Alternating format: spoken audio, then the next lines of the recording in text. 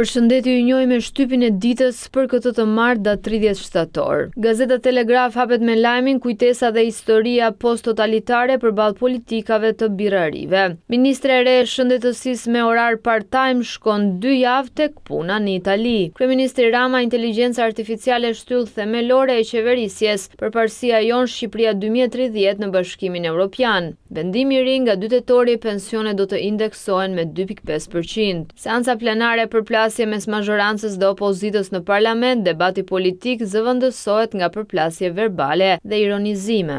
Në gazetën Panorama mund të lexoni vendimi i qeverisë rritja brenda tetorit sa do të jetë shtesa për pensionet, nga kodi i ri penal te barazia gjinore 19 projekt ligje në kuvend denoncimi i opozitës. Betejë ligjore në gjykat, Birn Velia i ngrim planet e qeverisë për zgjedhjet e reja në Tiranë, argumentet. Lista me 426 qytetarët që pajisen me leje. Konflikti për dritat e makinës, bardet vrasja e biznesmenit italian. Në gazetën Dita mund të lexoni ngrirja e zgjedhjeve në Tiranë. Pensionet do të indeksohen me 2.5%, vendimi nis të zbatohet nga 1 tetori.